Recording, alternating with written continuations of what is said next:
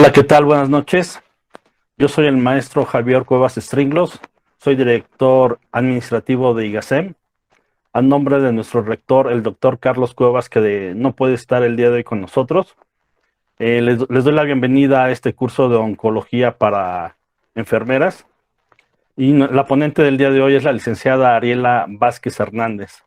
En un momento ella se va a presentar con todos nosotros. También le doy la bienvenida al doctor César Reyes, vicerrector de IACEM, y a la maestra Irene Ledesma, que es también la coordinadora de la licenciatura en enfermería aquí en IACEM. Le voy a pedir a Iván Cervantes que por favor presente unos videos institucionales para que los veamos. Adelante, Iván. Muchas gracias, Iván. Les recuerdo que las reglas para esta conferencia es mantener los micrófonos cerrados. Si quieren participar o hacer algún comentario, sus dudas, preguntas, las pueden poner aquí en el chat de esta videollamada y al final la licenciada con mucho gusto va a responderlas.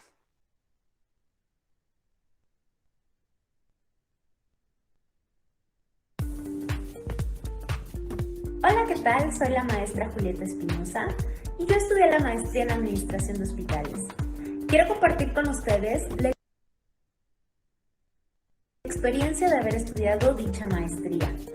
Gracias a los conocimientos que me otorgó el estudiar esta maestría, he podido ocupar puestos de jefaturas, coordinaciones, gerencias y direcciones de instituciones de salud tanto públicas como privadas.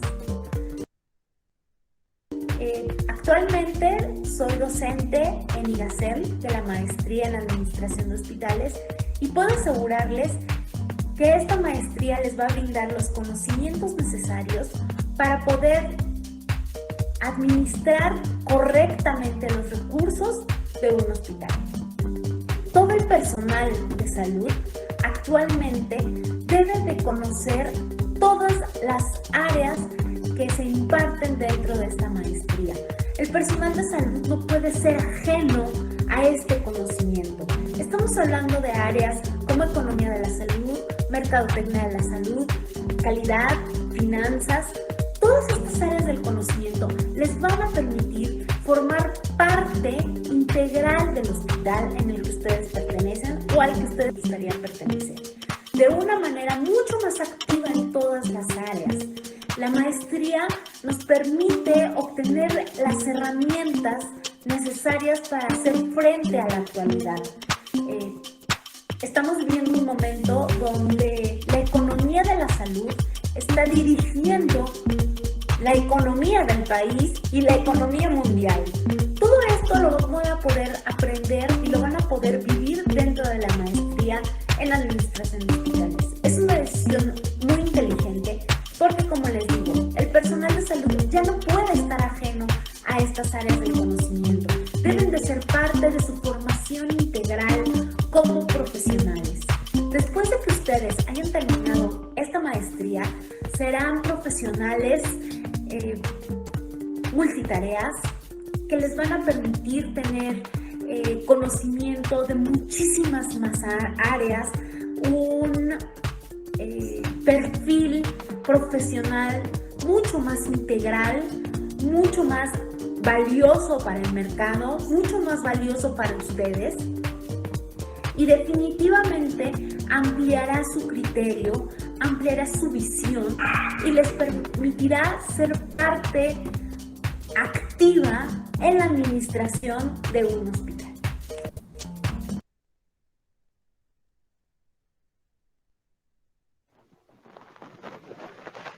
Muchas gracias.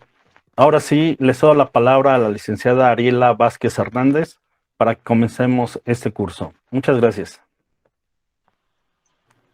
Muchas gracias a todos y buenas tardes. Vamos a iniciar con la conferencia que compete a Enfermería Oncológica. Mi nombre es Ariela Vázquez Hernández, yo soy licenciada en Enfermería. Y bueno, cualquier duda que tengan pueden escribirlas en el chat, sus dudas, o al final de la conferencia. Listo, disculpen la demora. Bueno, como les mencionaba, mi nombre es Ariela Vázquez Hernández. Yo les voy a presentar de manera como muy general lo que abarcaría enfermería oncología para enfermeras y también para notificarles que se va a realizar un diplomado para enfermería por la universidad, bueno, por el Instituto de Gestión de Alta Calidad Empresarial. Y bueno, pues este va a iniciar el 4 de octubre. También van a presentar un diplomado en hemodiálisis que se va a llevar a cabo a partir del 6 de octubre. Y bueno, en esta charla vamos a ver algunos de estos temas que van a incluir en este diplomado y también para que se animen a tomarlo. Como temario, bueno, vamos a dar un panorama general de lo que es el cáncer a nivel mundial e internacional. También para conocer todo este proceso, pues es muy importante mencionar cómo se da el ciclo celular, cómo se da este proceso de la oncogénesis. También vamos a hablar sobre el proceso metastásico. Vamos a mencionar algunas teorías sobre el cáncer y también algo de sus orígenes, también a nivel internacional, también cómo se ha dado esto de la enfermería oncológica en México. Vamos a platicar algo sobre farmacología aplicada, algunos cuidados de enfermería y vamos a revisar algunos casos clínicos. Bueno, como introducción tenemos que el cáncer es una enfermedad que va a afectar el crecimiento y la proliferación celular, va a alterar la diferenciación celular y todo esto nos va a dar como resultado un proceso de transformación maligna. Entonces, el cáncer es sinónimo de un proceso maligno. Epidemiológicamente hablando, la Organización Mundial de la Salud en el 2021 nos dice que el cáncer es una de las principales causas de muerte en todo el mundo, con casi 10 millones de fallecimientos anuales. Esto fue, bueno, aquí en esta diapositiva les presento algunos nuevos casos que se dieron en el 2020 y dentro de estos los que han aumentado las tasas de morbilidad, pues ha sido el cáncer de mama. Para el 2020 se presentaron 2.26 millones de casos nuevos. También el cáncer pulmonar es uno de los que va en auge. El cáncer colorectal con 1.93 millones de casos nuevos, también el cáncer de próstata con 1.41 millones de casos, cáncer de piel, pero excluyendo al melanoma, vamos a tener que para el 2020 hubo un aumento, se registraron 1.20 millones de casos y el cáncer gástrico que se encuentra con 1.09 millones de casos nuevos. Esto es muy importante porque además de que se ha notificado un incremento en el diagnóstico del cáncer, las tasas de mortalidad también han aumentado muchísimo. Y dentro de estos, los cánceres que causan mayores fallecimientos anuales para el 2020, de acuerdo a la Organización Mundial de la Salud, pues en primer lugar fue el cáncer pulmonar, con 2.21 millones de defunciones. Posteriormente el cáncer colorectal ha tenido también un gran desarrollo lo que es el cáncer hepático y el cáncer de mama. Y esto, bueno, el cáncer va a incrementar conforme avanza en la edad. En edades tempranas, por ejemplo, en pediatría, pues no se puede como tal notificar algunos cánceres, sino que se manifiestan en etapas más tardías, por ejemplo, en la edad adulta. Y bueno, que estos también van a estar muy relacionados cuando se tiene alguna exposición por ejemplo, a factores ambientales o algunos estilos de vida poco saludables. Entonces, para conocer cómo se va a dar todo este proceso del cáncer, es importante mencionar cómo va a actuar las células de manera fisiológica en nuestro organismo. Entonces tenemos que el ciclo celular va a constar de 4 fases. La primera fase va a ser la fase G1, donde vamos a tener un periodo de crecimiento celular de manera general. Durante esta fase, la célula se va a acoplar a los elementos necesarios para su duplicación. Y en esta fase es una de las más importantes porque aquí vamos a tener mecanismos reparadores que van a ser productos de genes y que van a censar los errores genéticos para poder repararlos. También vamos a encontrar algunos mecanismos reguladores y que van a estar principalmente por la proteína P53 y que esta pues es considerada el guardián del genoma humano y pues este le va a permitir a las células para que se programen a la muerte celular. Entonces, si estos mecanismos... Me pesa un poco por los videos, pero se los puedo compartir por Ya Drive. está viéndose la pantalla. Ahí ya está, lista. Ok. Bueno, entonces les comentaba que durante esta fase G1, pues se va a dar más que nada el crecimiento celular de manera general. Y bueno, aquí vamos a tener la intervención de mecanismos reparadores y también de mecanismos regulados por la proteína P53, que se van a encargar de detectar algunos errores genéticos y se van a encargar de repararlos. También aquí van a programar a la célula para que tenga una muerte programada. Después vamos a pasar a la fase S, donde va a ocurrir o se va a dar la síntesis del ADN. Aquí los cromosomas se van a empezar a replicar y así vamos a pasar a una fase S, en donde va a continuar el crecimiento de la célula y esta célula se va a preparar para la división celular. Y bueno, finalmente en la etapa 4 vamos a tener la división como tal ya celular, donde vamos a obtener como resultado 2 células hijas. Entonces, ese como tal es el objetivo del ciclo celular, la obtención de 2 células hijas. Y esta división celular aquí se va a dar en primer lugar a través de la profase, donde vamos a tener, aquí tenemos unos centriolos y aquí vamos a tener unos microtúbulos y aquí vamos a tener los cromosomas. Entonces vamos a ver que aquí los centriolos se van a empezar a alinear hacia los lados para que en la metafase los cromosomas se alineen en la parte central a través de estos microtúbulos y ya en la fase estos cromosomas se empiecen a separar y tengan tendencia a irse a uno de los centriolos para que finalmente en la metafase se obtengan 2 células iguales. Entonces aquí ya va a empezar en la última etapa, que es en la telofase, se va a formar un núcleo celular de cada una de ellas, se van a separar y se van a obtener 2 células hijas. ¿Cuál es el objetivo, la finalidad de obtener de una célula madre 2 células hijas iguales? Pues más que nada el primero va a ser para que una de estas células reingrese nuevamente al proceso del ciclo celular y se pueda volver a obtener otras 2 células hijas. También la finalidad es de que una de ellas llegue a la diferenciación celular y después tenga una muerte celular programada. Entonces, este es el objetivo como tal de este ciclo celular.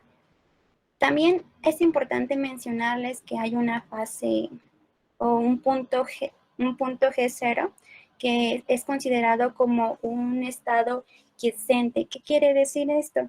Que va a ser como un estado vegetativo donde la célula se va a quedar un tiempo indeterminado y después se va a insertar nuevamente a este proceso del ciclo celular para que para que una de ellas vuelva a iniciar el ciclo celular y la otra avance hacia una diferenciación. Bueno, ¿y cuál es la finalidad de todo esto? Pues más que nada es la expresión genética y para ello es importante hablar sobre la transcripción y la traducción. En la transcripción pues prácticamente va a estar dada por el ADN y por el ARN, en donde se va a transformar esta información genética en estos ácidos nucleicos. ¿Para qué? Para formar proteínas que van a ser necesarias para el desarrollo normal del organismo. Esta fase de transcripción va a tener 3 etapas. La primera de ellas va a ser la iniciación. Aquí tenemos a un cromosoma y vamos a ver que a través de la helicasa, que es una enzima y la tenemos aquí, se va a encargar de separar este cromosoma en 2 hélices para iniciar una burbuja de transcripción. La burbuja sería esta de que está aquí. Para después llegar a lo que es la elongación, donde vamos a tener la participación del ARN polimerasa, y esto se va a encargar de la unión de la cadena del ARN a la cadena del ADN mediante enlaces de fosfato, y así vamos a terminar con esta secuencia. Se va a separar el ARN mensajero del ADN y del ARN polimerasa, y así vamos a tener que la información que una de estas células tenía, pues va a pasar a las otras células también. Y pasando, ¿qué pasa si durante este ciclo celular estos mecanismos reparadores y reguladores se van a ver alterados?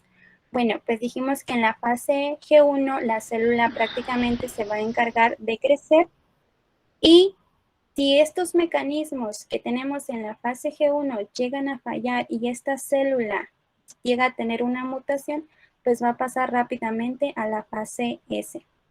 Entonces, ¿por qué las células se detienen mucho tiempo aquí en esta fase de la G1? Pues porque aquí se van a reparar si llegan a tener un daño y este no llegue a tener dos células hijas con alteraciones o mutaciones. Entonces, aquí en los mecanismos, para nuestro organismo existen reguladores del ciclo celular. Los primeros de ellos van a ser las ciclinas y las quinasas, que van a ser dependientes de ciclinas, los protoncogenes y los genes supresores de tumores. Iniciando con la primera, que son las ciclinas y las quinasas dependientes de ciclinas, pues estas van a participar en la fase G1, donde puede haber un daño del ADN, que en conjunto con la proteína P53, pues van a permitir que estas van a promover el crecimiento de la célula, van a repararla si hay algún daño en el DNA, y pues la van a mantener más tiempo en la fase G1 para que pase a la siguiente fase ya sin daños. En cuanto a los protoncogenes, se conocen más de 100 protoncogenes y 30 supresores de tumores. 30 genes supresores de tumores. Estos son genes que van a estar incluidos en el genoma humano, y estos protoncogenes se van a encargar de regular el crecimiento y la diferenciación celular. Pero ¿qué pasa si hay alguna de estas alteraciones en su estructura? Pues este protoncogen va a pasar a lo que es un oncogen, y este va a ser un promotor del proceso tumoral. Es decir, cuando hablamos de Por favor, quien protoncogenes, tiene el micrófono abierto, por favor, ¿puede cerrarlo? Estamos escuchando interferencia por ello. Gracias.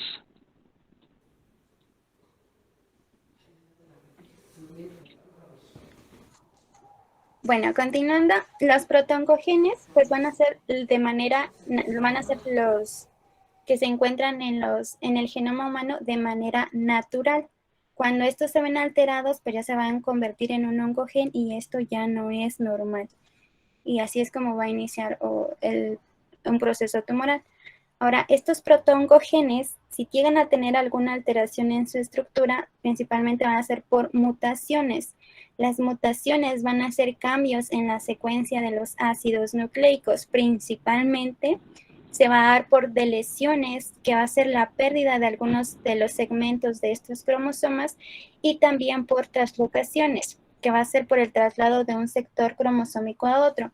Por ejemplo, en esta imagen tenemos una secuencia del 1 al 10.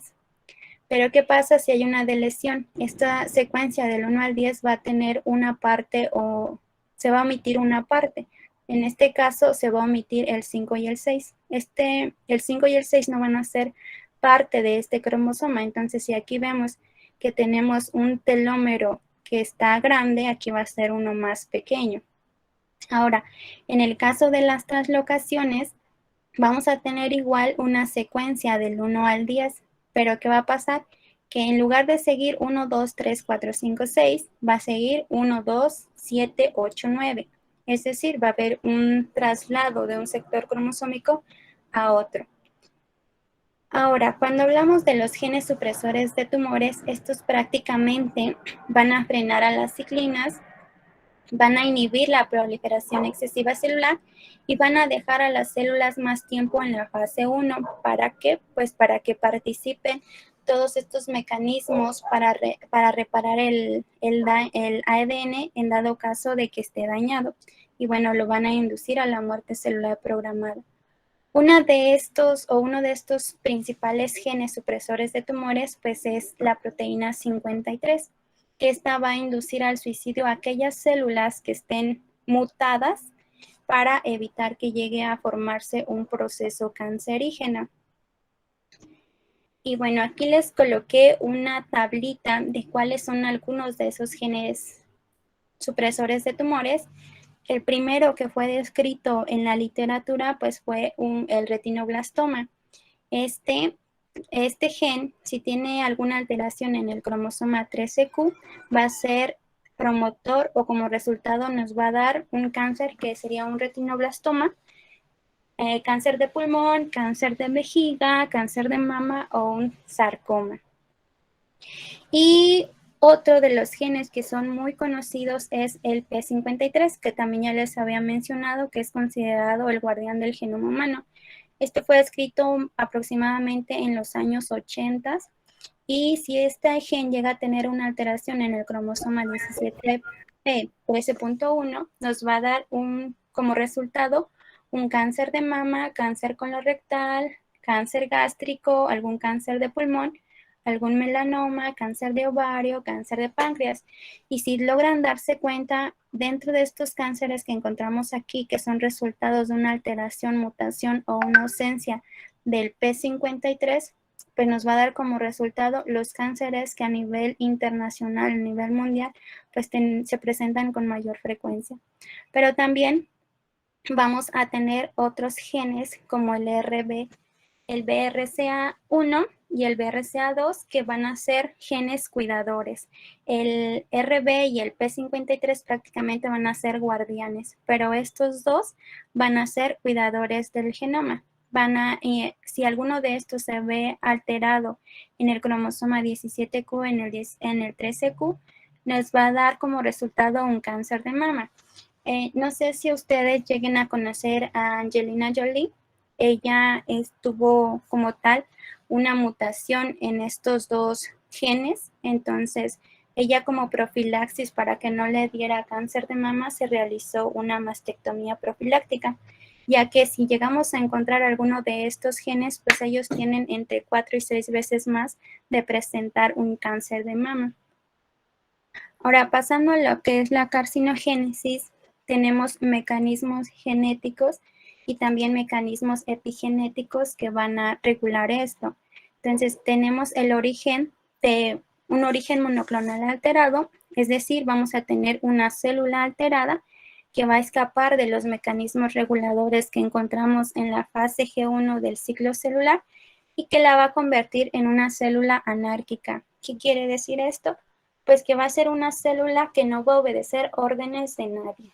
Entonces, esta célula va a iniciar la generación de más células anárquicas y como cada célula tiene aproximadamente a lo largo de su vida se divide a cerca de 50 veces, pues va a generar toda esta conglomeración de células que van a causar un tumor primario y pues estos van a producir, estas células anárquicas van a producir errores en cada una de sus duplicaciones.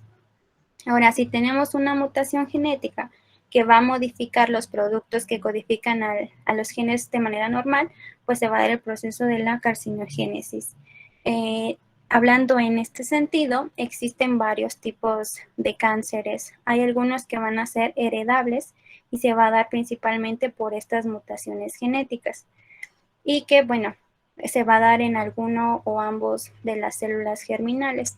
Pero también existen cánceres que son esporádicos y que estos prácticamente ocupan el 80% o el 80% de estos cánceres son esporádicos. Prácticamente van a depender de los mutágenos ambientales. Por ejemplo, los virus, más que nada el virus de la inmunodeficiencia humana, ustedes saben que también nos pueden producir cáncer. También el virus del herpes humano también nos puede producir, principalmente el cáncer de Kaposi. También tenemos al virus del papiloma humano. Los cancerígenos que conocemos pues son el 16 y el 18 y que estos también nos pueden llegar a producir cáncer de orofaringe, pero principalmente nos van a causar cáncer cervicouterino. La exposición a las radiaciones es muy importante también. Por ejemplo, si tenemos alguna deficiencia en los melanocitos, pues la exposición a los rayos ultravioleta pues nos pueden producir también cáncer de piel o algunas sustancias, si estamos expuestos a sustancias químicas, por ejemplo al benceno, nos puede producir alguna leucemia. De acuerdo a nuestros hábitos alimenticios, pues el consumo de tabaco también nos puede producir cáncer de laringe, de faringe, también de pulmón. Y bueno, los radicales libres, también como les mencionaba, los radicales libres son una parte esencial durante el proceso celular, pero ¿qué pasa? Que estos radicales también atacan a las células y les causan estrés oxidativo. Entonces, los radicales libres de manera natural, como los produce la célula, pues los lleva a una muerte celular programada. Y todas las células forzosamente tienen que morir. Si ellas no mueren, pues ahí es donde van a empezar a causar problemas en el organismo.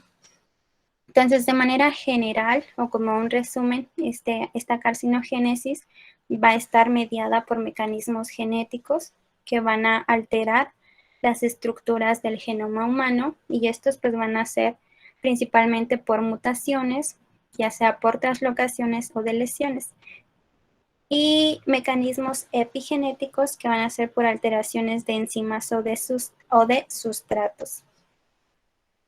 También tenemos mecanismos moduladores de defensa. El primero de ellos es la apoptosis, que es la muerte celular programada. Y también las proteínas anticiclinas, las cuales se van a encargar de lentecer el ciclo celular, le van a dar tiempo a la célula para que los mecanismos que se encargan de reparar el genoma pues actúen, y esto nuevamente durante la fase G1 del ciclo celular. También las proteínas del complejo NET, que estas se van a encargar de reparar alguna alteración, van a localizar los sectores dañados, van a excluir a los segmentos del ADN que se encuentran afectados y les van a incorporar una secuencia que sea normal. Otro mecanismo modulador de defensa es el acortamiento fisiológico de los telómeros. Estos van a impedir la pérdida y también la alteración espontánea de las secuencias del ADN. Y bueno, estos son muy importantes porque conforme va avanzando, se les van acortando, se van acortando, y finalmente ellos solitos llegan al envejecimiento celular y a la muerte. Entonces aquí tenemos, este es el cromosoma, aquí tenemos los telómeros, entonces se van acortando estos telómeros, lo que va a producir que la célula envejezca y finalmente llegue a la muerte. Pero esta se puede ver alterada por una enzima que es la telomerasa, que va a poseer una subunidad proteica designada como TEP, que está, en lugar de que estos telómeros se acorten, va a promover al ARN con reposición del ADN telomérico. ¿Qué quiere decir esto? Que esta célula se va a volver inmortal. Y bueno, esto se va a sobreexpresar también en cáncer. Ahora, para comprender todo esto, cómo se da el cáncer, es muy importante conocer cómo sería una célula normal y también conocer algunos términos con los que estamos quizás poco familiarizados, como lo sería la atrofia.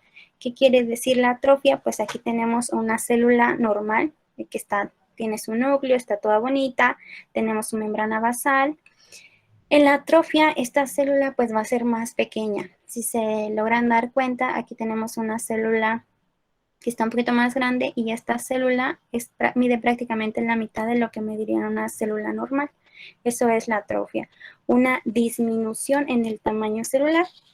Al contrario, o viceversa, en la hipertrofia, en donde estas células van a estar más aumentadas de tamaño.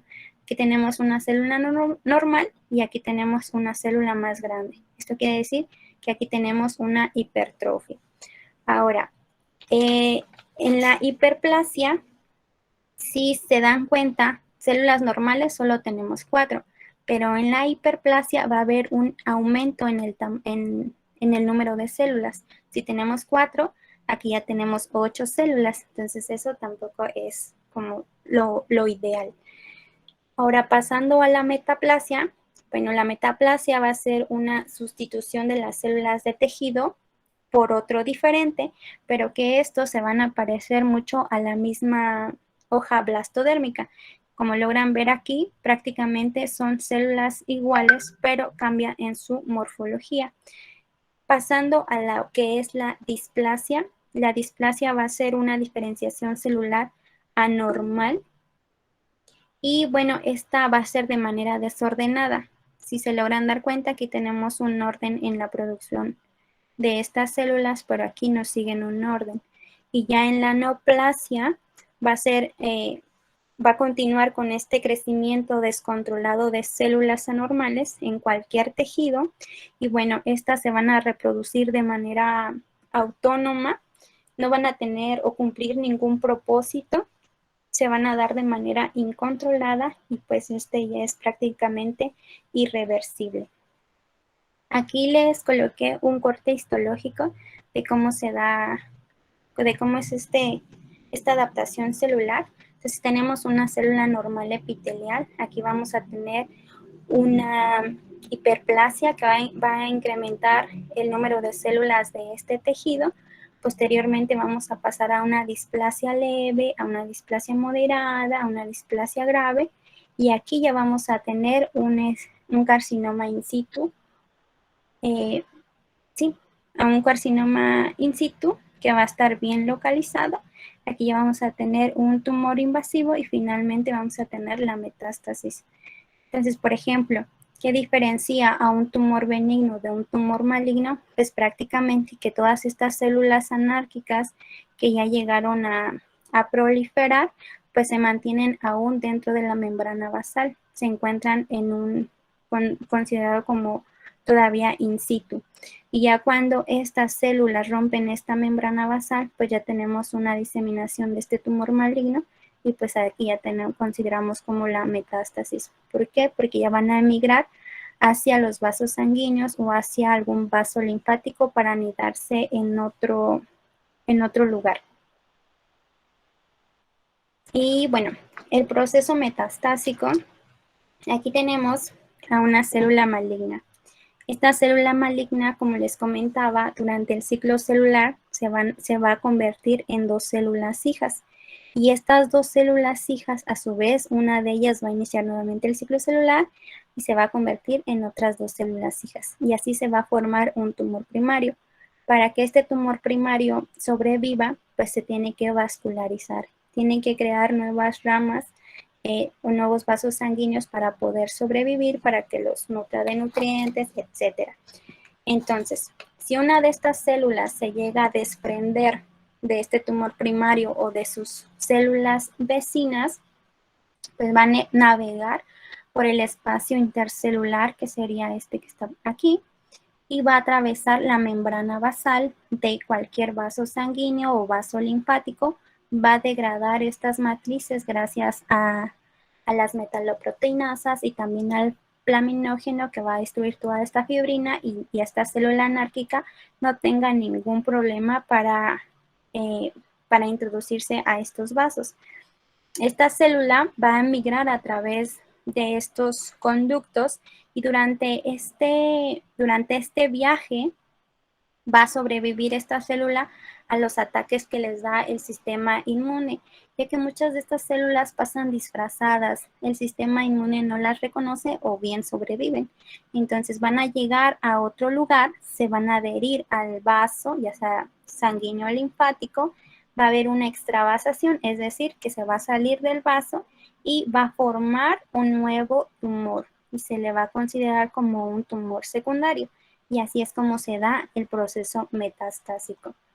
Entonces, de acuerdo a la CDC, nos menciona que los sistemas de estadificación se van a basar en base a lo que son los tumores, en base si afecta a los ganglios linfáticos o si ya hay metástasis. Por ejemplo, cuando tenemos un tumor primario, en TX significa que este tumor no se va a poder medir, pero si ya tenemos un T0, nos va a decir que no existe evidencia de un tumor, es decir, que no se puede localizar.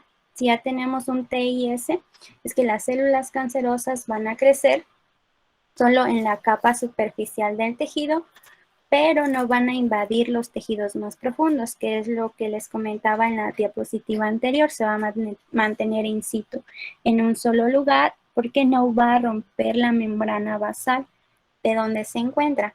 Ahora, si tenemos alguna alteración en los ganglios linfáticos, que también los conocemos como nódulos, pues NX nos va a decir que no se pueden evaluar estos ganglios linfáticos cercanos y N0 nos va a decir que los ganglios linfáticos cercanos no contienen ningún tipo de cáncer. Ya cuando pasamos a esta estadificación en relación a la metástasis, pues M0 nos va a decir que no se encuentra ninguna propagación del cáncer y ya en el M1 sí ya vamos a tener una propagación de este cáncer a los órganos o algunos de los tejidos que están cerca o que también están distantes del primario. Entonces, este sistema de estadificación es muy importante porque lo utilizan para clasificar muchas veces los estadios que se encuentran en los diferentes tipos de cánceres. Y bueno, para que los conozcan, ¿a qué se refiere con T, N y M? Ahora, ¿qué va a pasar con nuestro sistema inmune? De manera normal tenemos aquí a nuestras células. Entonces, estas células van a continuar con su ciclo de manera natural para convertirse otra vez en células, estas mueran y nunca se acabe como tal este ciclo. Pero, ¿qué pasa si tenemos o interfieren algunos carcinógenos, si tenemos una inflamación crónica, si mi mamá o mi abuelita tuvieron cáncer, si hay alguna mutación, si estoy expuesta a radiación, no sé, porque por mi trabajo o por alguna infección viral? Entonces, si estos mecanismos reguladores no actúan para reparar ese daño o no actúan para programar esta célula a una muerte natural, se va a dar lo que es una célula tumoral. Entonces, esta célula tumoral, nuestro sistema inmune va a tratar de eliminarla. Nuestro sistema inmune innato y adaptativo va a participar para tratar de erradicar estas células tumorales. Y entonces vamos a tener que va a participar nuestra inmunidad celular. Aquí tenemos, por ejemplo, los macrófagos van a tratar de eliminar esta célula tumoral. También van a tratar de hacerlo los linfocitos TCD8, las natural killer, los linfocitos TCD4, pero hay algunos tumores que van a carecer. Hay algo que se llama complejo mayor de histocompatibilidad. Entonces, hay algunas células tumorales que van a tener ausencia de un péptido que se llama B7. Entonces, estas van a pasar desapercibidas de las células de nuestro sistema inmune. ¿Qué va a pasar en la siguiente etapa? Pues que van a causar una inestabilidad genética y van a producir una inflamación crónica. Y bueno, como les mencionaba aquí, por ejemplo, esta es una imagen de cómo se da el cáncer de mama. Tenemos una célula aquí mutada que llegó a proliferar, se llegó a formar un tumor primario. Posteriormente, una de estas células se desprendió de ese tumor primario, viajó a través del sistema circulatorio linfático y se anidó en otros sitios. Y así llegamos al proceso de la metástasis. Pero en primera instancia, nuestro sistema inmune trata de erradicar estas células tumorales. Ahora, pasando a lo que son las teorías del cáncer o la historia del cáncer, tenemos que el papiro de Edwin Smith fue uno de los primeros tratados de cirugía quirúrgica en Egipto. Se considera que fue escrito aproximadamente 1600 años antes de Cristo. Y este papiro también se le conoce como papiro quirúrgico de Edwin Smith. ¿Por qué quirúrgico? Porque dentro de sus 48 casos que se describen, todos están relacionados a trauma.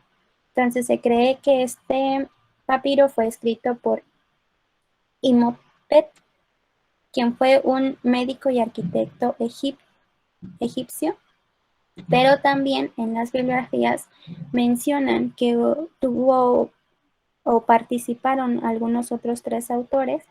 Y bueno, es importante porque aquí se describe por primera vez lo que son los tumores. Este papiro mide 4.7 metros de largo, 33 centímetros de ancho y actualmente se encuentra bajo custodia de la Universidad de Medicina en Nueva York. Y bueno, como les mencionaba, consta de 48 casos. Aquí los mencionamos. Y el 45, que es el que le compete ahorita a esta parte de la enfermería oncológica, pues nos habla el caso 45 de las instrucciones concernientes a los tumores. Cada uno de estos casos va a estar descrito por un título, en este caso, este es el título, también por un examen en donde los egipcios mencionaban que si encontraban un tumor en el pecho, que el paciente no tuviera fiebre, que no tuviera granulación, que no tuviera ningún líquido o secreción, pues se le consideraba un tumor. Y ese era el veredicto final y pues para este diagnóstico o veredicto no había tratamiento. Ya pasando a la Grecia clásica, en el siglo IV a.C., en los escritos hipocráticos encontramos el origen como tal etimológico de lo que es la palabra cáncer. Sin embargo, esta definición no se conocía como la conocemos actualmente y solamente se utilizaba para describir lesiones ulcerosas crónicas. Ya en el recentismo, los árabes implementaron tratamientos quirúrgicos, además de la cauterización con fuego y con la sangría, con el objetivo de acelerar la expulsión de estos tumores. La sangría actualmente la consideraríamos como una exsanguinotransfusión. Ellos trataban de sacarle la sangre al paciente para eliminar toda esta sangre, por decirlo, contaminada y pues se pudiera expulsar estos tumores. Ya para el siglo XVIII empezó a tener un auge la identificación de las lesiones cancerosas. Ya se utilizaba tratamiento con plantas medicinales como la cicuta, la cual es una planta venenosa y que fue postulada por un herbolario de apellido Stork. Y ya en el siglo XIX, pues tuvo un mayor auge lo que es la cauterización. Se empezaron a utilizar las pastas mercuriales, las de arsénico, los ácidos minerales concentrados y también la potasa. Estos pues eran ácidos para tratar los cánceres de manera in situ, pero había estas se retiraron como tal del mercado porque no eran controlados. Es decir, cuando se administraban en un solo lugar, pues habrían, por ejemplo, donde se encontraba el tumor, pero pues como son ácidos, degradaban otras partes de los tejidos. Entonces, por eso los quitaron. Y bueno, la potasa, que está aquí, ellos combinaban el arsénico con ácido sulfúrico y bueno, quemaba todos los tejidos, por eso los retiraron. Ya en el siglo XIX, pues ya conocemos en el siglo XXI, ya conocemos más lo que es el proceso de la carcinogénesis. Y ahora, hablando sobre la enfermería oncológica, vamos a ver que en nuestro país se tuvo la participación del profesional de enfermería para participar en la primera disección radical de cuello, que fue en 1945.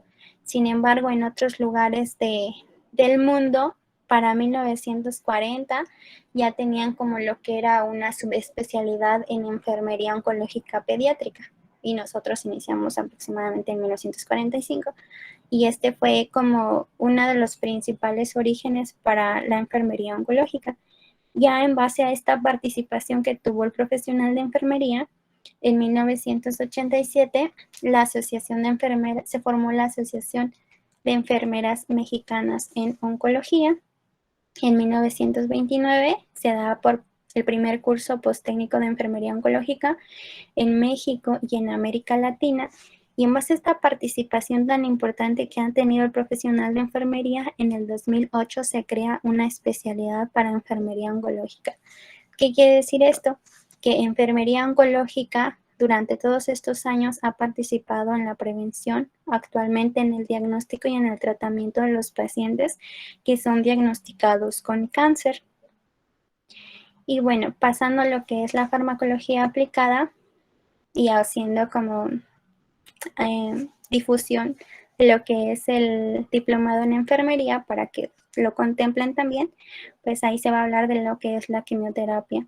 Entonces, dentro de los principales quimiostáticos que se utilizan aquí en México, pues son los cetopósidos, la vincristina, algunos antagonistas del ácido fólico como el metrotexato, agonistas de la pirimidina como la citarabina, algunos agentes alquilantes como son las sales de metal, por ejemplo el cisplatino, el carboplatino, y que bueno, estos prácticamente van a interferir en todo este proceso de celular para evitar que estas células cancerígenas se vuelvan a replicar y produzcan más daños en el paciente. Ahora, en base a estos quimiostáticos, pues van a producir en el paciente lo que es la alopecia. También nos pueden producir mucositis, principalmente con la administración o el uso del metrotexato y los cetopósidos. Nos puede provocar náuseas o vómito, que es algo que manifiestan mucho los pacientes. Y uno de ellos pues, va a ser el cisplatino. También la diarrea, la cistitis nos puede causar esterilidad porque las gónadas van a ser muy sensibles a todos estos procesos de quimioterapia y también de radioterapia. Podemos tener en el paciente mialgias, neuropatías, también fibrosis pulmonar. Podemos tener cardiotoxicidad, algunas reacciones locales cuando se va a dar la administración de estos quimiostáticos. Vamos a tener o el paciente puede presentar falla renal, principalmente por el uso del cisplatino. Podemos encontrar pacientes con mielosupresión o con flebitis, pero también vamos a tener problemas metabólicos y problemas de la piel. Y bueno, en base a estos signos y síntomas que puede presentar el paciente por una quimioterapia, pues están las acciones de enfermería. ¿Y por qué esto es importante? Porque, por ejemplo, los quimiostáticos van a destruir toda esa proliferación excesiva de células, pero de manera normal también tenemos un aumento en la producción de células. Por ejemplo, las que se producen muy rápidamente pues son las células del cabello, también las células de la mucosa, las células del tracto gastrointestinal y también los de la médula ósea. Por eso es que como estos quimiostáticos no tienen como tal un punto para actuar, decirle estas son las células malignas que hay que erradicar, pues va a erradicar a células malas como buenas. Entonces por eso los pacientes tienen llegan a tener alopecia, mucositis, vómito, mielosupresión. Ahora la mielosupresión, como les mencionaba, como crecen muy rápido estas células para poder regular todos los mecanismos en el organismo, pues vamos a tener una alteración en la producción de estas células. Por ejemplo, el cisplatino nos puede llegar a provocar anemias, también podemos tener trombocitopenias, neutropenias. El uso del carboplatino también nos puede producir neutropenias, y también este es un punto importante para enfermería para conocer cuáles son los laboratorios, ¿no? Principalmente por una biometría hemática. Ahora, a pesar de que enfermería no practica o no da lo que es la radioterapia, pues es importante conocerla. Como les comentaba, muchos de los signos y síntomas que llegan a tener a los pacientes pues son muy similares a los que tienen con la quimioterapia. Entonces hay varios tipos de radioterapia. Una de ellas va a ser la neoadyuvante, que se va a utilizar como primer tratamiento para tratar el cáncer. También tenemos la radioterapia radical, que esta se va a utilizar como un único tratamiento. La terapia también adyuvante, que se va a utilizar después de una cirugía o de la quimioterapia, para radioterapia conmitante, que va a ser muy simultáneo a otro tratamiento, y la intraoperatoria, que la van a utilizar durante las intervenciones quirúrgicas. Estas pues las utilizan como para delimitar lo que es el tumor y así poder extirparlo. Ahora también vamos a tener que el cáncer se puede tratar con anticuerpos monoclonales. Estos van a ser proteínas del sistema inmunitario, pero que se van a crear en un laboratorio. Entonces, los anticuerpos monoclonales principalmente tienen 3 funciones. El primero de ellos es bloquear. ¿Qué van a bloquear? Pues van a bloquear que esta célula se llegue a seguir reproduciendo. Es decir, si esta célula sí continúa con todo su ciclo celular, pues va a seguir produciendo células cancerígenas. Entonces, lo que va a hacer estos medicamentos, pues van a tratar de bloquear o de inhibir que estas células se sigan reproduciendo. También van a marcar, ¿y para qué las van a marcar? Para que el sistema inmune participe y pueda erradicarlas del lugar donde se encuentren. También van a transportar medicamentos, por ejemplo, las quimioterapias. Las van a transportar al interior de estas células para que de aquí las puedan eliminar. Y bueno, aquí tenemos un video de cómo actúan los anticuerpos monoclonales para que Monoclonales. Los quede un poco anticuerpos más son moléculas que comprendido. produce el cuerpo para combatir gérmenes. Los anticuerpos monoclonales son similares, pero se producen en el laboratorio.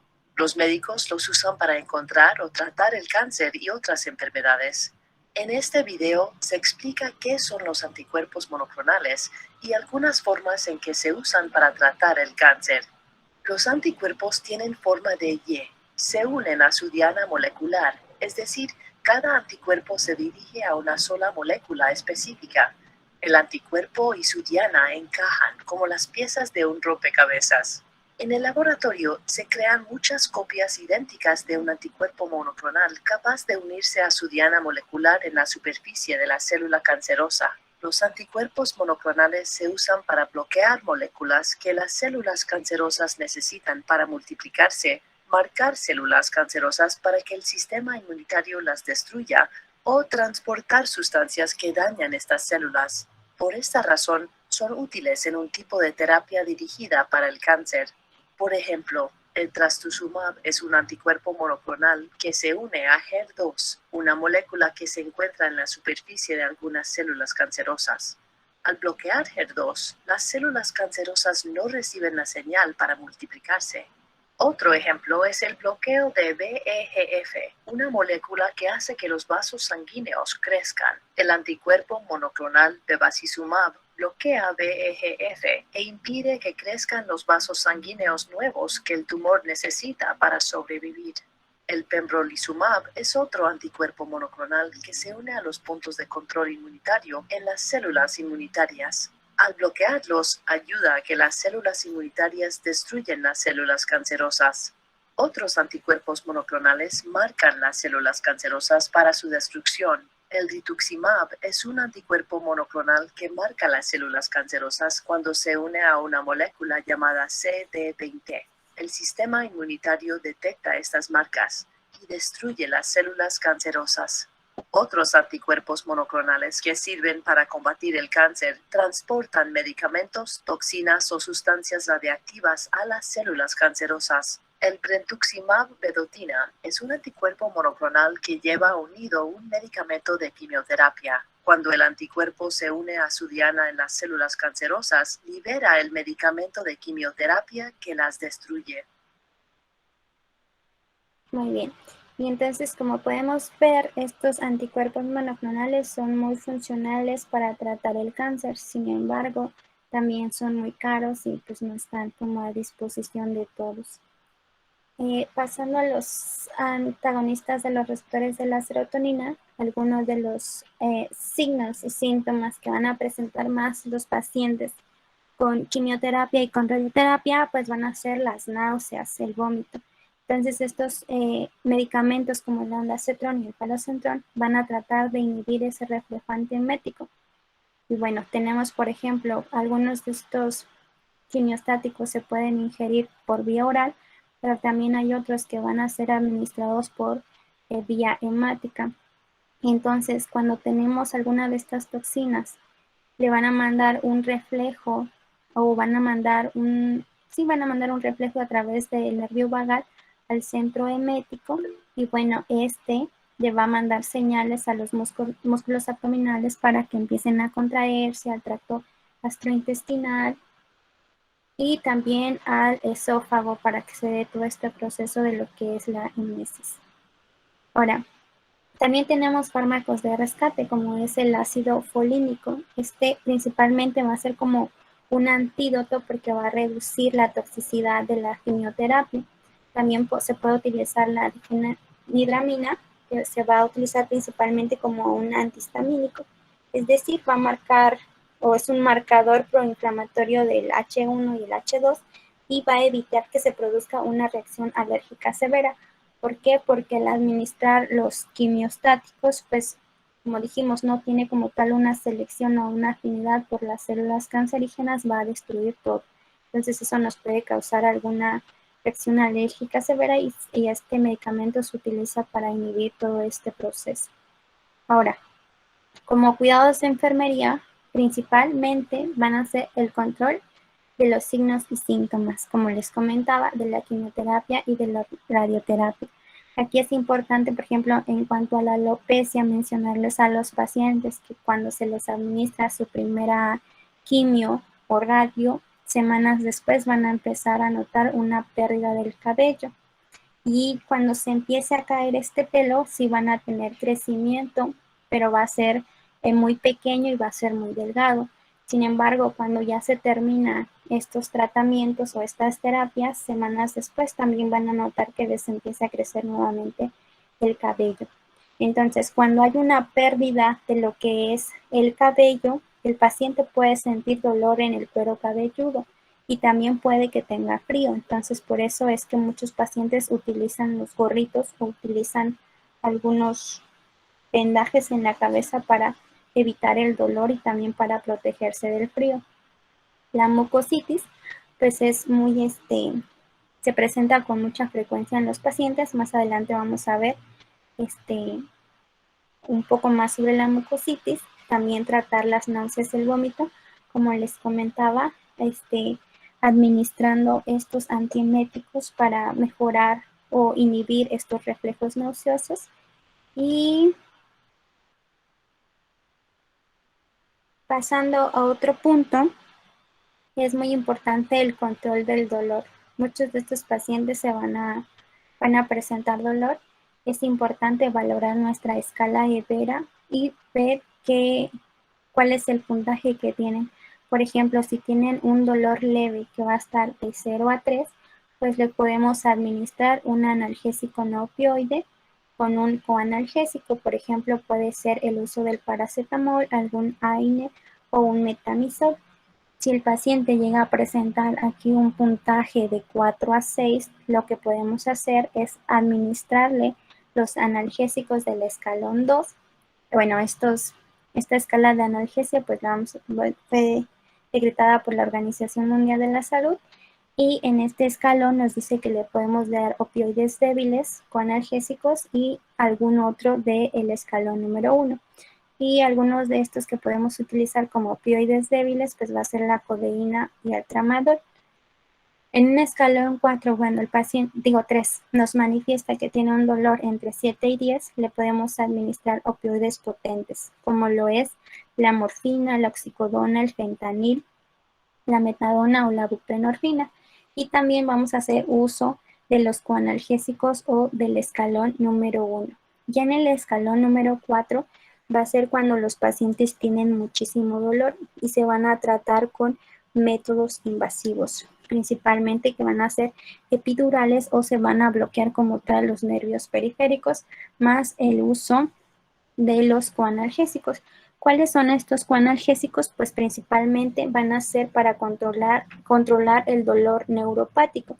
Alguno de estos que podemos utilizar, pues por ejemplo puede ser la amitriptilina, que se va a utilizar para el dolor neuropático, pero también nos va a ayudar para si el paciente tiene insomnio o tiene depresión, pues este fármaco va a ser muy bueno para ellos, al igual que la carbamazepina, la gabapentina, algunas benzodiazepinas para disminuir la ansiedad, para disminuir el insomnio, y también los blacófenos, que se pueden utilizar también como tratamiento del dolor neuropático.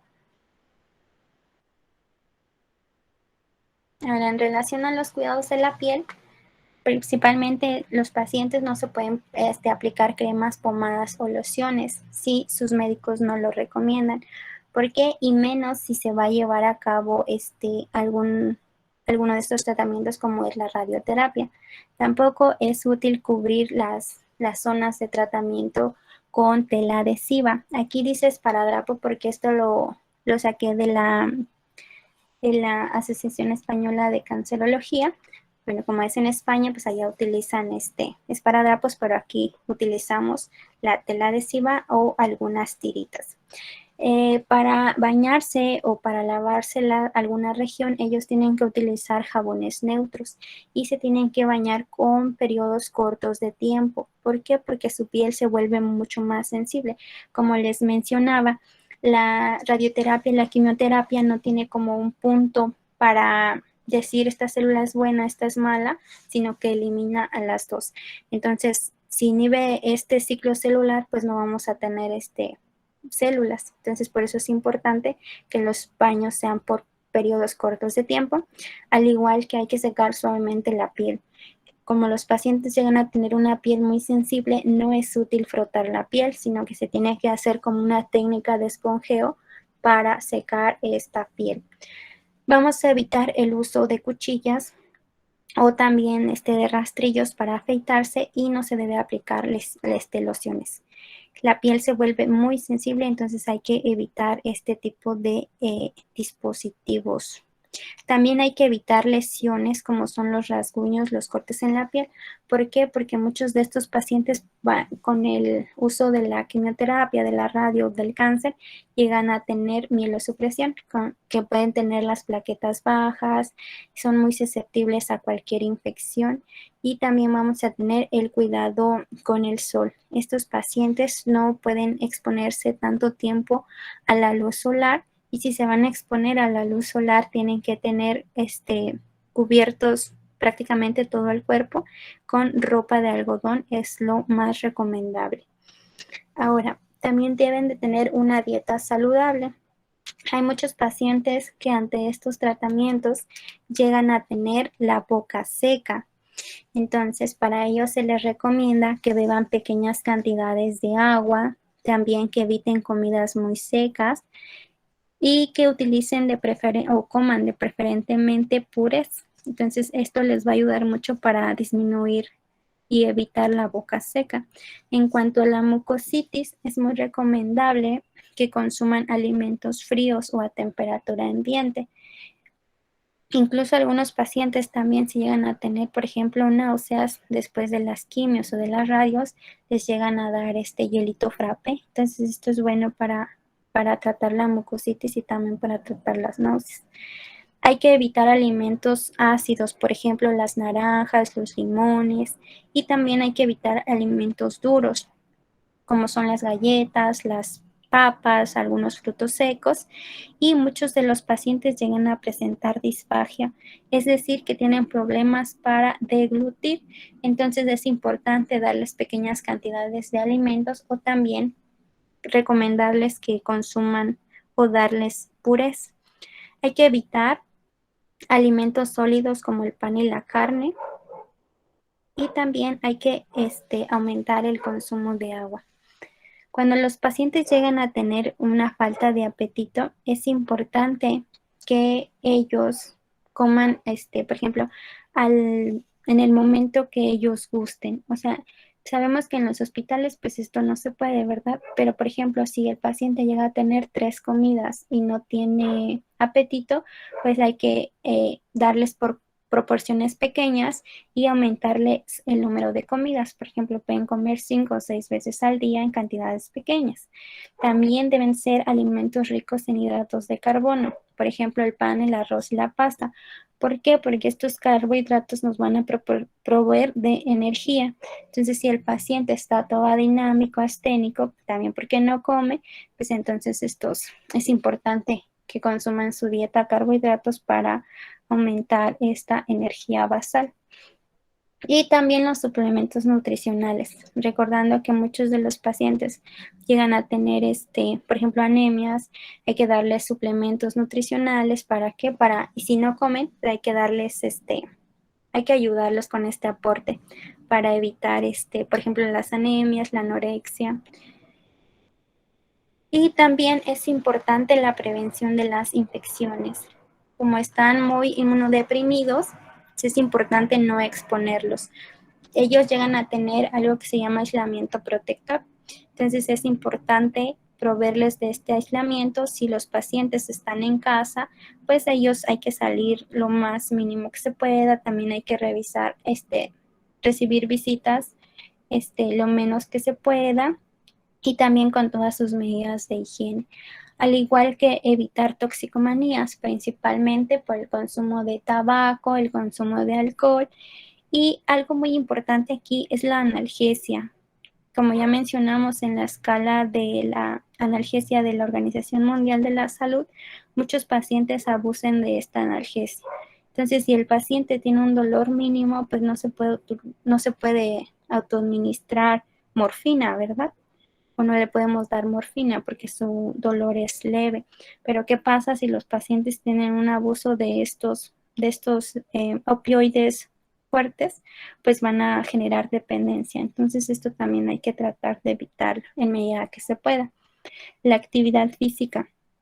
Estos pacientes, como generalmente van a estar muy asténicos, muy adinámicos, pues van a tener también poca energía. Entonces no los podemos someter a una actividad física donde se requiera una demanda impresionante de energía y de oxígeno.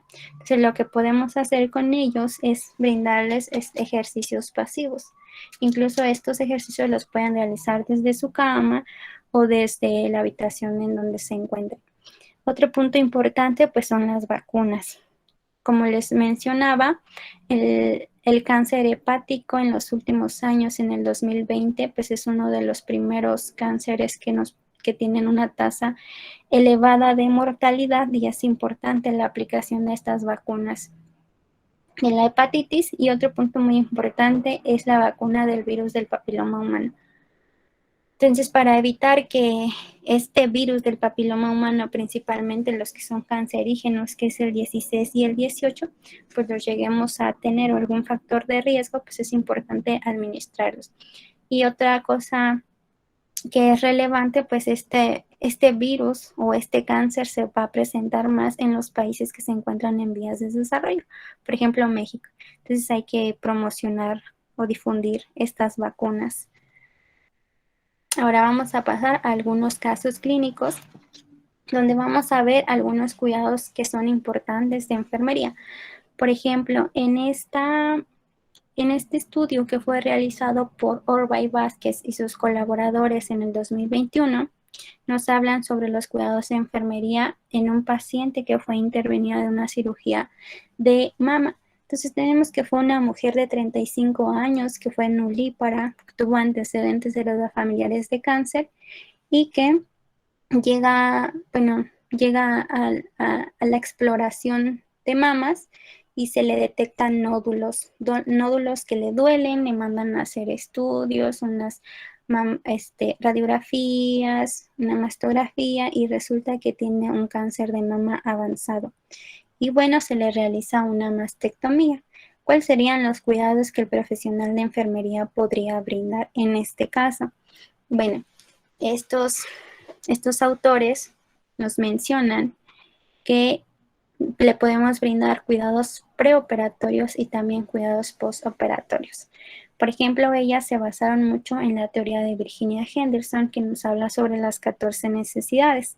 Entonces, en su necesidad número 2, que es el de alimentación, nos dice que hay que ayudarle con los cuidados de alimentación. Como les comentaba, generalmente cuando los pacientes son intervenidos de una cirugía de una mastectomía, hay algunos que también van a estar acompañados de un tratamiento como lo es la radioterapia o la quimioterapia, para tratar de evitar que reaparezca o como profilaxis para el cáncer. Entonces es importante ayudarles con la alimentación, también con la eliminación urinaria. Por ejemplo, los pacientes que llegan a tener falla renal por el uso del cisplatino, pues es importante estarles monitorizando la tasa de filtración urinaria glomerular. También es importante ver el estado en el que se encuentra, ayudarlo con su autocuidado, por ejemplo, con el baño, enseñarle, ejercicios pasivos en medida de que lo pueda realizar.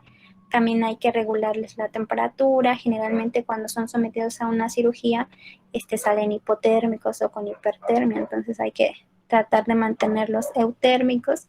También hay que ayudarlos con el baño, con su higiene, ya que muchos de ellos se van a encontrar con astenia, se van a encontrar con anemia, entonces se van a encontrar muy débiles.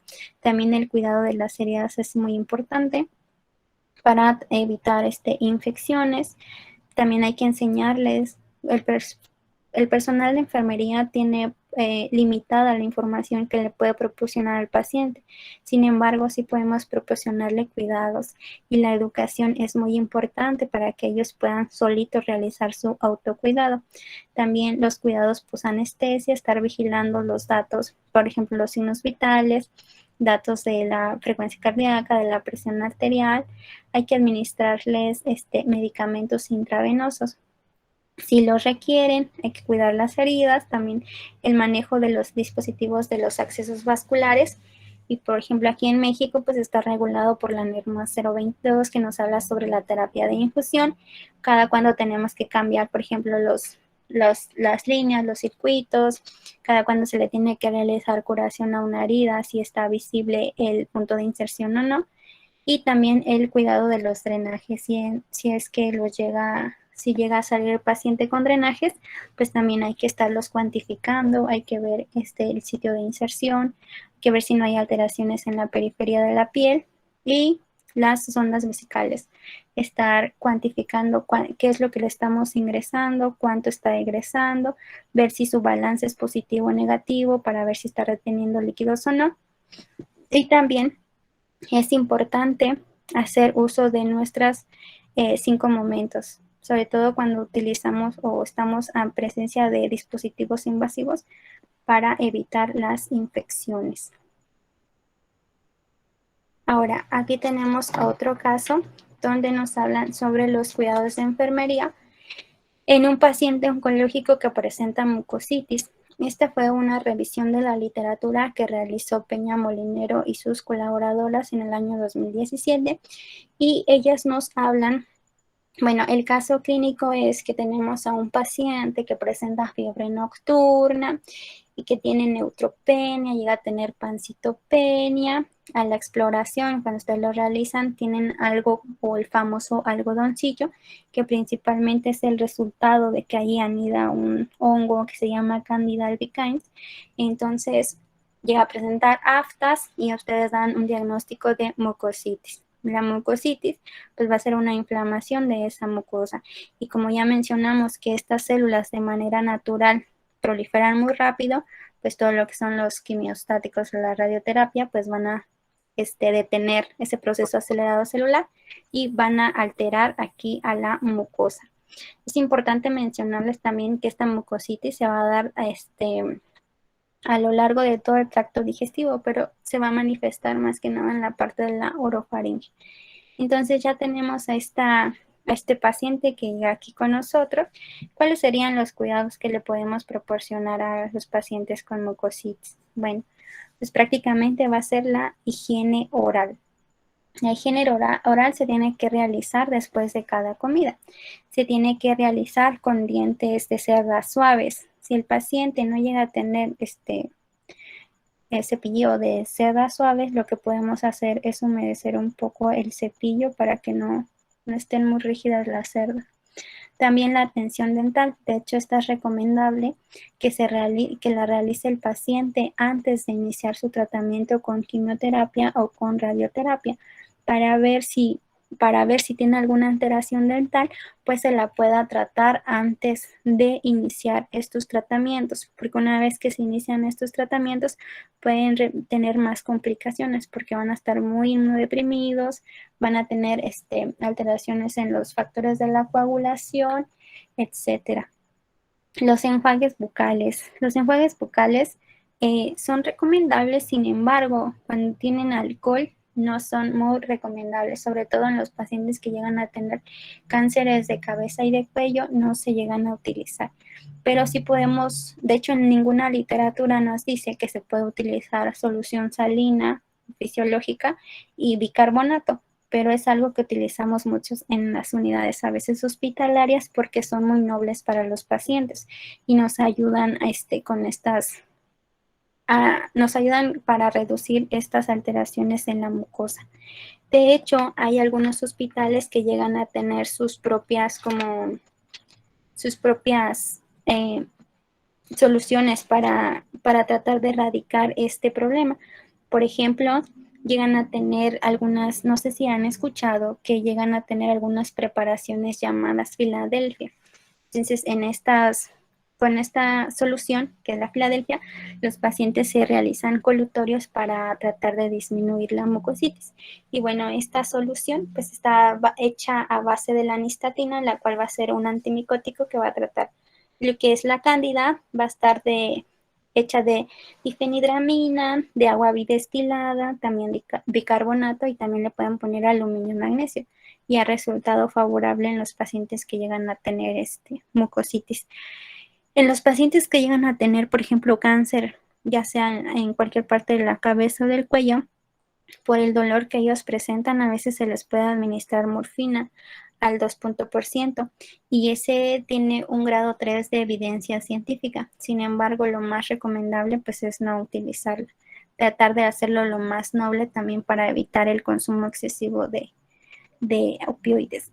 En cuanto a la analgesia, para este estudio que ya revisaron, pues nos dicen que el uso de la morfina de manera general tiene un grado 2 de evidencia, es decir, que sí es muy recomendable la administración de morfina cuando el paciente tiene mucho dolor, o el uso del fentanil transdérmico, el cual tuvo para este estudio un grado 3 en evidencia científica.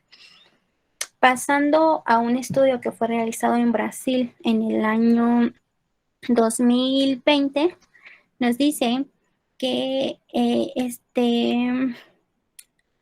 nos dicen estas autoras que realizaron una revisión sistemática sobre la actividad de las intervenciones de enfermería en relación a la prevención y también al tratamiento de los efectos colaterales que puede llegar a tener la radioterapia, concluyendo que es muy importante los cuidados que se le brindan al paciente de la piel. Por esta piel que es tan sensible, pues hay que disminuir la exposición solar, evitar exposición a los rayos ultravioletas, tratarlas de cuidar con la ropa de algodón y también la atención bucal, como ya mencionamos en los estudios anteriores, que es muy importante, tanto, antes de que se lleve a cabo las terapias y posterior también. Y si, por ejemplo, algunos pacientes llegan a tener prótesis dental, pues es aún más importante que lleguen a tener esta atención bucal.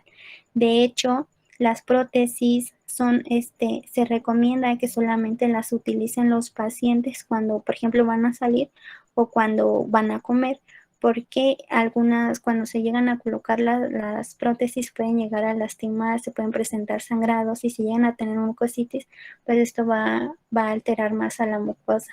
Entonces es recomendable el uso solo cuando vayan a salir o cuando van a comer. También el tratamiento de las náuseas y los vómitos. Entonces la administración de estos antagonistas de la serotonina pues van a ser muy funcionales para ellos. También el uso, por ejemplo, que les comentaba del hielito frappé cuando llegan a tener náuseas, y también hay algunos que les llegan a dar paletas de hielo. Entonces las paletas de hielo les llegan a dar también de limón, también para evitar estas náuseas. Y la consulta de enfermería. En Brasil así se le llama la consulta de enfermería, pero aquí en México lo podríamos llamar igual como consultoría de enfermería o educación hacia el paciente. ¿Por qué? Porque en esta revisión sistemática nos dicen que enfermería a través de esta educación contribuyen a que el paciente tenga mejor adherencia a los tratamientos. De hecho, cerca del 90% de ellos pues llega a seguir las recomendaciones que les da el profesional de enfermería, ya que a veces el médico les puede decir a los a los pacientes qué es lo que pueden comer, qué es lo que pueden hacer, qué es lo que no pueden hacer, pero a veces el paciente no llega a comprender lo que se le está diciendo y pues enfermería sí llega a tener un papel importante aquí para reafirmar o para dispersar las dudas que llega a tener en base al tratamiento médico. También se encontró que esta consulta de enfermería pues es muy importante, sobre todo, por ejemplo, que este estudio estuvo enfocado a los pacientes con efectos colaterales de la radioterapia, pues disminuyó en un 50% lo que es la dermatitis por la radio. Entonces, estos cuidados son muy importantes para los pacientes. Pasando al otro caso, sabemos que a veces cuando tenemos una etapa terminal de un paciente con cáncer, pues es importante brindarle cuidados paliativos. Y en esta revisión sistemática, Álvaro Venegas y sus colaboradores nos hablan sobre la identificación de las necesidades de los cuidados paliativos en los pacientes oncológicos. Entonces, ¿cuáles serían los cuidados paliativos que se le pueden brindar a los pacientes? Pues prácticamente es ayudar. Aquí en los cuidados paliativos es brindarles una muerte digna. Entonces esta muerte digna tiene que estar de la mano con evitar el sufrimiento a los pacientes. También la analgesia. Bueno, ya mencionamos lo que es el control del dolor. Para esta etapa terminal de los pacientes, pues es muy importante tratar de evitar que se tenga dolor. Las medidas de confort. A veces, por ejemplo, la analgesia va a ser una actividad interdependiente para nosotras porque la va a prescribir el médico, pero como medidas de confort las podemos realizar nosotras de manera independiente. ¿Cuáles serían estas medidas de confort para el paciente? Pues brindarles un lugar tranquilo para ellos, que no esté expuesto a altos decibeles de ruido, que tenga, por ejemplo, un aislamiento visual si el paciente así lo desea. También la posición. A veces la posición les puede ayudar mucho a los pacientes a disminuir el dolor. Y también el apoyo emocional. El apoyo emocional es muy importante para ellos. Enfermería debe tener esa escucha activa hacia el paciente, tratar de confortarlo. Si bien no somos psicólogos, no somos tanatólogos, pero estamos ahí al pie de la cama del paciente. Hay que escucharlo. De hecho, por ejemplo, en España hay muchos hospitales que se encargan son especialistas en los cuidados a los pacientes en etapas terminales y pues ellos llegan a tener cursos, prácticamente hay algunos que son hasta especialistas para tratar este apoyo emocional de los pacientes, incluso porque hay muchos de ellos a veces no tienen a sus familiares cercas o no tienen familiares, entonces enfermería se vuelve en el pilar de apoyo principal para ellos. Y bueno, aquí es también muy importante sobre esta parte de los cuidados paliativos, la parte de la bioética. Entonces, por ejemplo, ¿qué harían ustedes si tienen algún paciente que tiene mucho dolor o algún paciente que les dice, oiga, ¿sabe qué, enfermera? Administreme algo ya para morir. Entonces, es importante también conocer algunos términos que a veces los desconocemos, pero que en la práctica diaria deberían estar presentes. Por ejemplo, la eutanasia, que es uno de los dilemas bioéticos más debatidos en el área de la salud, pues la Ley General de Salud, por ejemplo, nos dice que eso está penado en México. Hay algunos otros países que pues sí los tienen así como permitidos, pero pues aquí en México no.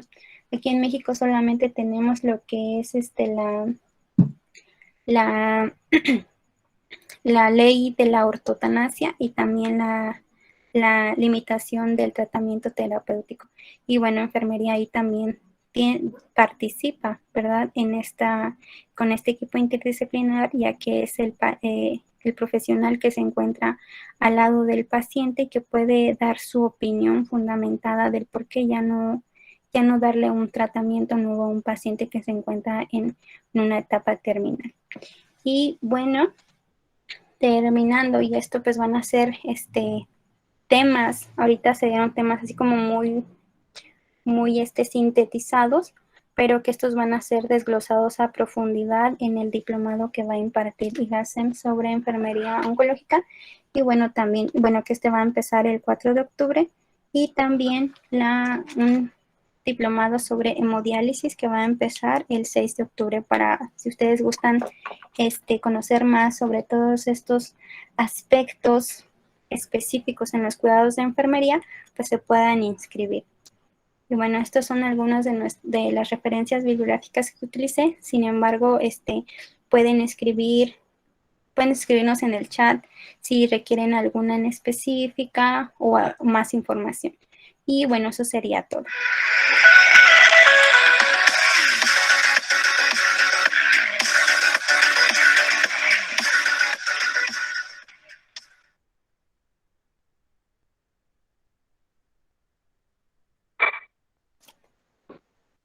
Muy bien, bueno, buenas noches a todos. Yo soy el doctor Carlos Cuevas Stringlos, rector de IGACEN, y los quiero invitar esta noche para que se inscriban al diplomado que vamos a tener en oncología. Les estamos poniendo los datos en el grupo de WhatsApp.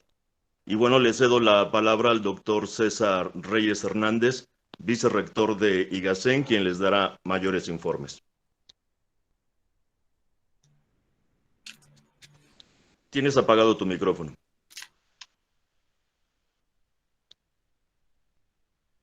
Muchas gracias, señor rector.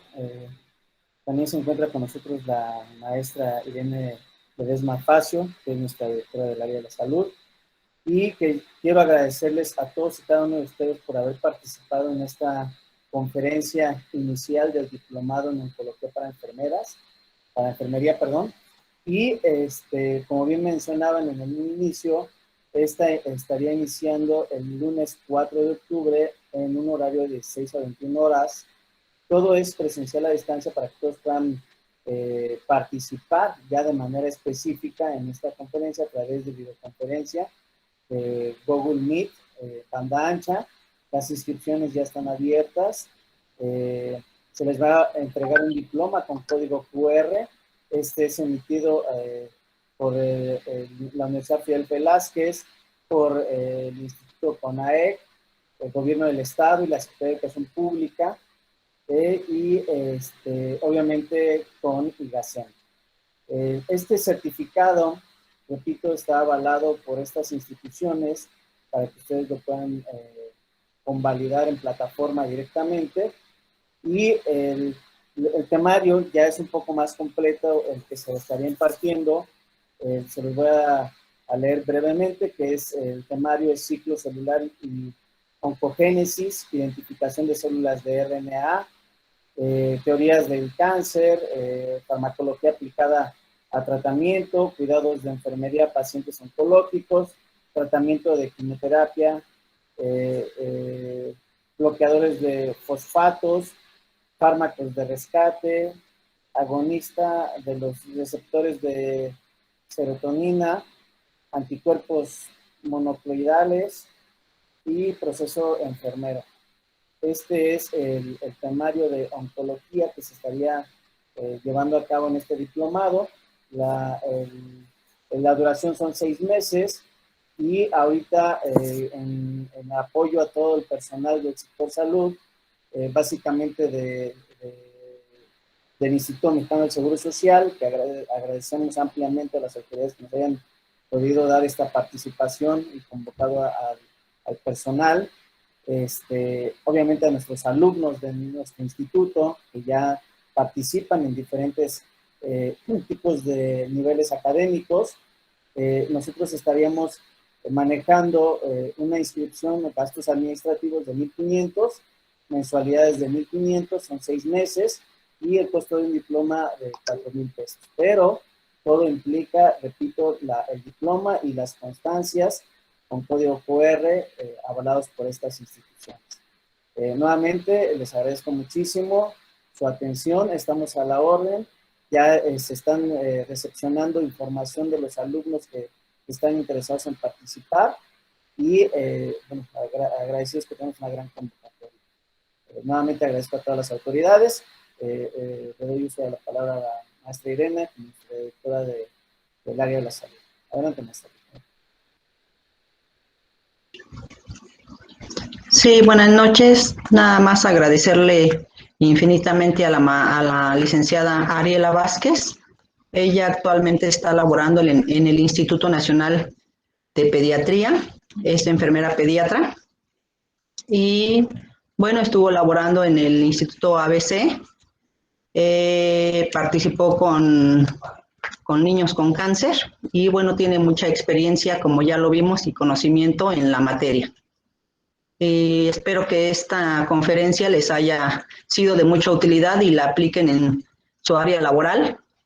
Y esperamos próximamente verlos y contar con el gusto de su presencia en nuestros diplomados en oncología, que como ya les dio el doctor las fechas, el día 4 y hemodiálisis el día 6 de octubre. Me despido agradeciendo su presencia. Muy bien, pues yo le quiero agradecer también a la maestra Ariela su valiosa ponencia. Muchas gracias por ello, maestra. Y bueno, pues los invitamos a todos. Ese diplomado se va a impartir por videoconferencia y bueno, pues está avalado por el Gobierno del Estado, la Secretaría de Educación Pública, la Universidad Fidel Velázquez, el Colegio Nacional. Y bueno, pues les agradezco a todos, cuídense mucho y los invitamos también para que el día de mañana vean la conferencia con el tema de hemodiálisis. Gracias a todos, que tengan muy buenas noches. Hasta luego, que descansen. Gracias a todos, gracias. Bueno, Gracias. Hasta luego, doctor. Hasta luego, maestra, que esté muy bien, gracias. Gracias, hasta luego. Hasta luego. Gracias, que Dios los bendiga. Gracias. muchas gracias. Bueno. Excelente noche para todos. Gracias por los conocimientos compartidos. Un saludo afectuoso. Muchas gracias.